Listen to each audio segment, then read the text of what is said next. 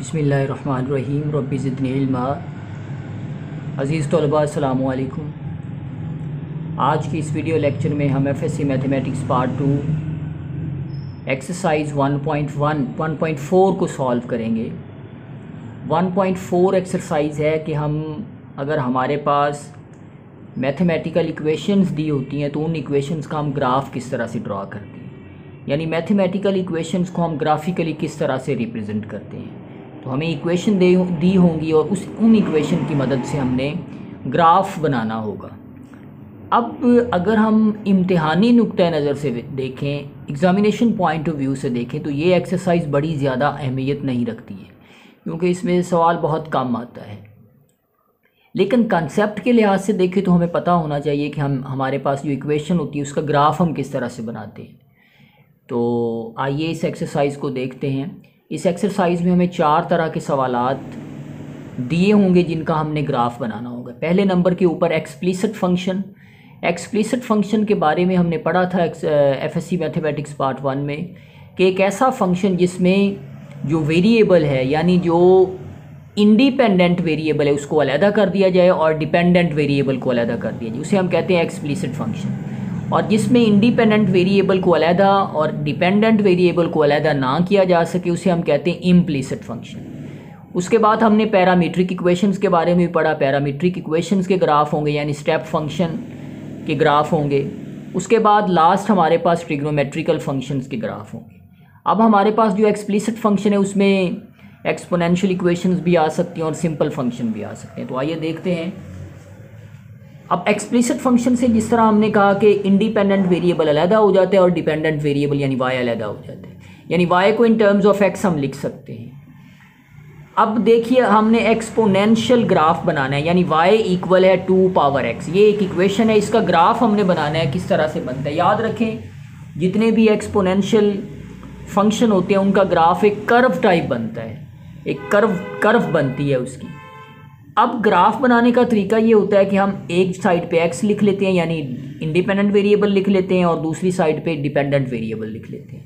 अब independent variable में हमने अपनी मर्ज़ी से वैल्यूज़ डालनी होती है, यानी आप x की वैल्यू जो है वो माइनस से भी स्टार्ट कर सकते हैं, प्लस से भी स्टार्ट कर सकते हैं, आपकी अपनी मर्ज़ी है।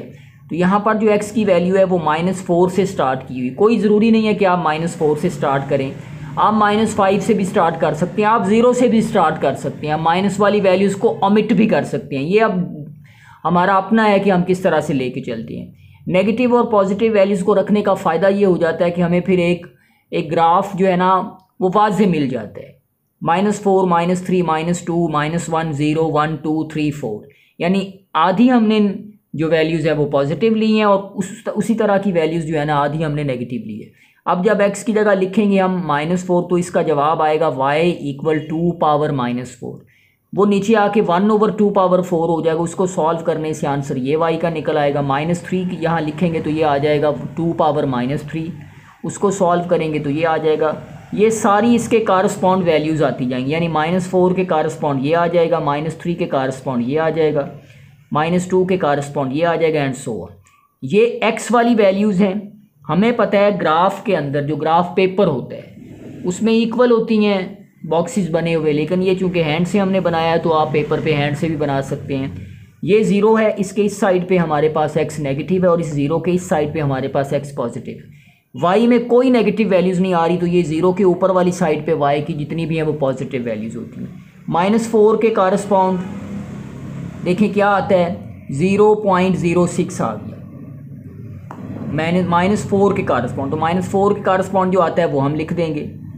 उसके बाद -3 के कारस्पॉन्ड ये आ जाएगा, फिर -2 के कारस्पॉन्ड ये आ जाएगा, फिर -1 के कारस्पॉन्ड 0.5 आ जाएगा। तो एंड सो ऑन हम ये चलते जाएंगे, हमारे पास ये y की जो वैल्यूज़ हैं ये आती जाएंगी। अब याद रखिए जो मैंने जिस तरह से कहा कि जो एक्सपोनेंशियल होता है हमारे पास फंक्शन, उसका ग्राफ क्या आता है, एक कर्व की सूरत में आता है। तो ये वाली इन वैल्यूज़ को मिलाने से ये कुछ इस तरह से हमारे पास ग्राफ आ जाएगा। इसी तरह अगर आप e पावर x का ग्राफ ड्रा करते हैं तो वो चूँकि एक्सपोनेंशियल फंक्शन है वो इस तरह से आएगा। उसके बाद अगर आप लॉग का ग्राफ ड्रा करते हैं लॉग के फंक्शन का, तो वो याद रखें वो इस तरह से करके ग्राफ आता है, यानी यहाँ से शुरू होकर इस साइड पर जाना शुरू हो जाता है, वो भी एक कर्व की सूरत में ग्राफ आता है। तो इसी तरह हम जो एक्सप्लिसिट फंक्शन है यानी y एक साइड पे और x एक साइड पे उसका हम ग्राफ ड्रा कर सकते हैं। अगली एग्जांपल हम देखते हैं। अगली एग्जांपल है हमारे पास इम्प्लिसिट फंक्शन, यानी ऐसा फंक्शन जिसमें इंडिपेंडेंट वेरिएबल को अलहदा नहीं किया जा सकता, डिपेंडेंट वेरिएबल को इंडिपेंडेंट वेरिएबल की सूरत में नहीं लिखा जा सकता। ये एक सर्कल की इक्वेशन है, x square plus y square equal 4, x square plus y square equal 2 का स्क्वायर। तो यहाँ पर हमारे पास जो रेडियस है वो 2 आएगा। वाई का हम आंसर निकाल लेते हैं। अब यहाँ से अब इस इक्वेशन को इस्तेमाल करते हुए हम दो वैल्यूज़ को आसानी से निकाल सकते हैं। कौन सी निकाल सकते हैं? आप पुट करें x इक्वल 0, यानी इसी में पुट कर दें तो हमारे पास वाई स्क्वायर आ जाएगा 4, तो y का आंसर आ जाएगा जी प्लस माइनस 2। तो यहाँ से x और y का जवाब क्या निकल आया? x हमने 0 पुट किया और y हमारे पास निकल आया प्लस माइनस 2। अब इसी तरह आप पुट कर दें जी y इक्वल 0, तो जब y इक्वल 0 पुट करेंगे आप इसी इक्वेशन में तो हमारे पास निकल आएगा x स्क्वायर 4 निकल आएगा, तो x निकल आएगा जी प्लस माइनस 2। इस सूरत में हमारे पास जवाब क्या निकलेगा? प्लस माइनस 2 और 0, यानी ये जवाब आ जाएगा। अगर आप गौर करें तो जो हमारा x है वो माइनस 2 और प्लस 2 के दरमियान फॉल करता है। ये यहाँ से अगर आप देखें हमारा जो x है वो कहाँ पर फॉल करता है? प्लस माइनस 2, और जो हमारा y है वो भी क्या है? प्लस माइनस 2 तक जाता है, यानी x और y की वैल्यूज़ जो हैं वो प्लस माइनस 2 तक जाएंगी। उसकी वजह ये है कि रेडियस हमारे पास क्या था? वो 4 था।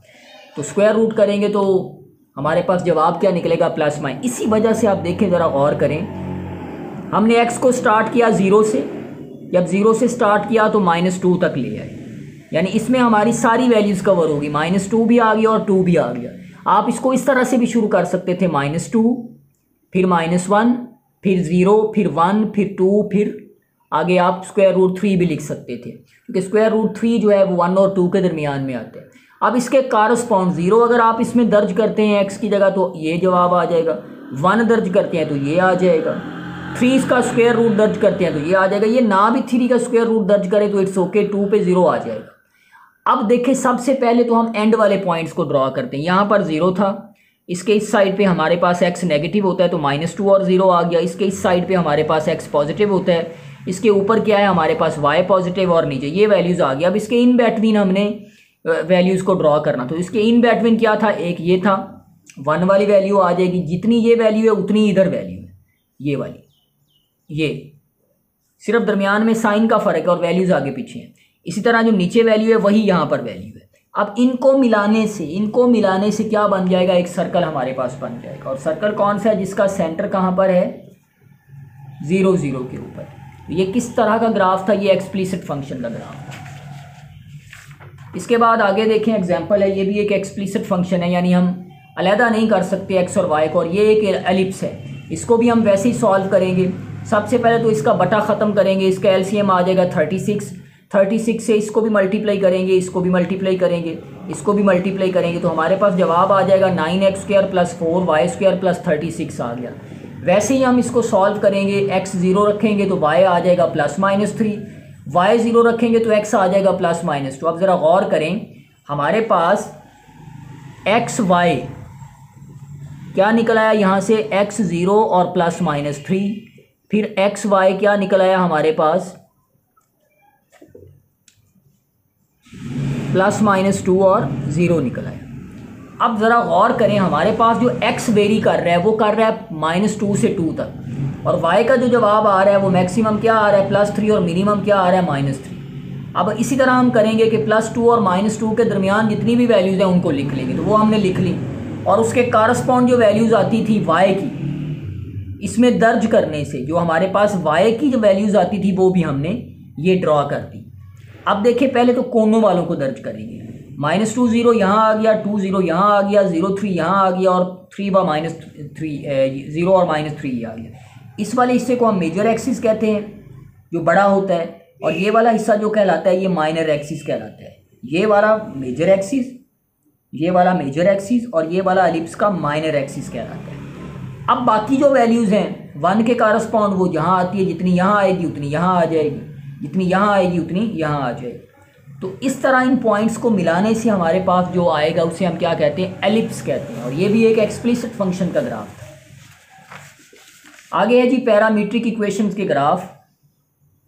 तो पैरामीट्रिक इक्वेशन दो होती हैं, फर्ज कर लें एक x square x equal T square और दूसरा वाई इक्वल टी है। कंडीशन हमें टी के ऊपर दी हुई है कि टी जो है वो -2 और 2 के दरमियान है, यानी उनमें -2 भी शामिल है और 2 भी शामिल है। अब देखें पहले इन दोनों में से कोई एक ड्रॉ कर लेते हैं। टी है, टी की उसने हमें कंडीशन दी है -2 है, -1 है, 0 है, 1 है, 2 है। उसके बाद आप एक्स लिख लें। अब देखें ये वाली इक्वेशन बन जाएगी। टी की जगह क्या लिखेंगे, -2 लिखेंगे तो एक्स क्या आ जाएगा, वो 4 आ जाएगा। टी की जगह लिखेंगे -1 तो एक्स 1 आ जाएगा।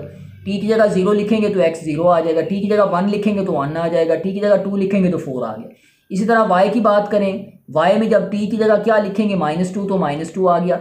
याद रखें अब जो हमने ग्राफ ड्रा करना है वो हमने करना है वाई और एक्स का ग्राफ ड्रा करना है। ग्राफ किसका हमने ड्रा करना है, हमने ड्रॉ करना है एक्स एंड वाई के पॉइंट्स को ड्रॉ करना है। तो एक्स एंड वाई के पॉइंट्स क्या है, 4 -2, यानी एक्स जब 4 होगा तो जवाब क्या आएगा, -2 आएगा। एक्स जब 1 होगा तो जवाब -1 आएगा। एक्स 0 होगा तो जवाब 0 आएगा वाई का। एक्स 1 होगा तो वाई का ये जवाब है, एक्स ये होगा। यानी हमने जो ग्राफ ड्रा करना है वो एक्स और वाई की वैल्यूज़ का ग्राफ ड्रा करना है। ये हमारे पास क्या है जी, 0 0 है यहाँ पर। फिर उसके बाद ये 1 1 है, ये 1 और -1 है, ये 2 2 है और नीचे क्या आ जाएगा 2 और -2। इसी तरह 4 और 2 को भी ड्रा कर सकते हैं। 4 और 2 यहाँ चला जाएगा आगे, x का 4 यहाँ नीचे आएगा और 2 जो है वो इसी तरह आगे आ जाएगा। इसी तरह ये आगे चला जाएगा 4 और -2। तो इस तरह करके ये हमारे पास जो ग्राफ बनेगा, इस ग्राफ को हम कहते हैं जी पैराबोला। इस ग्राफ को हम क्या कहेंगे, पैराबोला कहेंगे।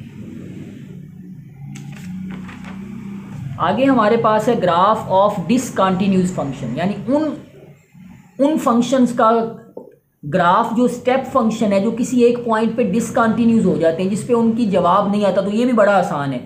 अब ज़रा गौर करें, हमारे पास x कहाँ से कहाँ तक वेरी कर रहा है। पहले में x वेरी कर रहा है 0 से 1 तक, यानी x जो है यहाँ पर जो x है ये एक्चुअली ये किसको रिप्रेजेंट करता है, y इक्वल x, और ये किसको रिप्रेजेंट करता है, y इक्वल x -1। यानी ये जो y इक्वल x है इसमें हमने वैल्यूज़ पुट करनी है 0 से लेके 1 तक, और जो दूसरे वाला फंक्शन है उसमें 1 नहीं पुट करना है हमने, क्योंकि 1 के ऊपर नहीं हमने उसको देखना है।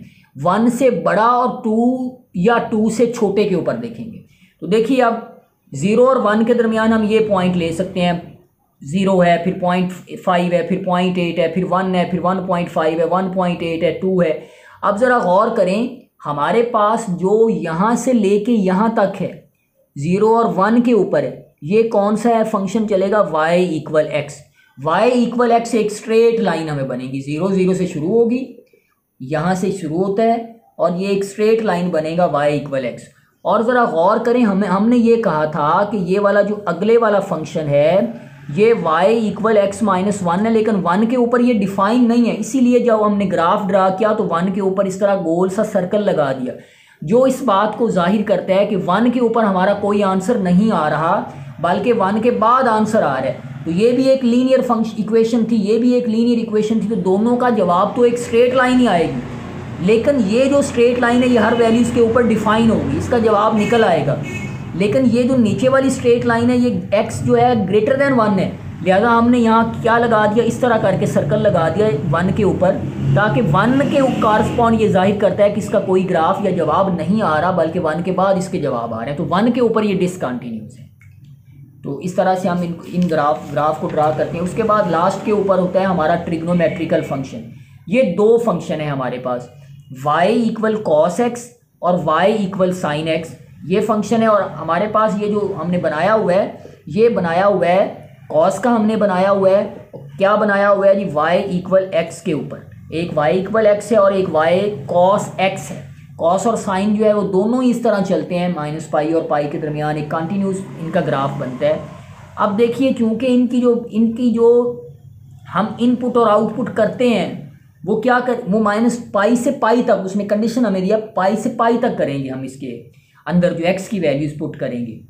अब जो इसका हमें पता है कि जो जवाब निकलता है ना साइन का जो मिनिमम जवाब निकलेगा वो -1 होता है और जो मैक्सिमम जवाब होता है वो 1 होता है। यानी जो साइन की रेंज होती है वो -1 और 1 तक जाती है, और हमने जो डोमेन फिक्स की है वो -पाई से पाई तक की एग्जाम्पल के अंदर। -π से π तक इसकी डोमेन है, यानी इनपुट वैल्यूज़ हैं। तो अंदर आप जो भी वैल्यूज़ डाल दें, -π/2 है, -π/3 है, -π/4 है, चलते जाएं यहाँ तक आ जाएं आप, आधी वैल्यूज़ माइनस में ले लें 0 के बाद, उतनी वैल्यूज़ उसके कारस्पॉन्ड जो वैल्यूज़ है वो लगाते जाएं।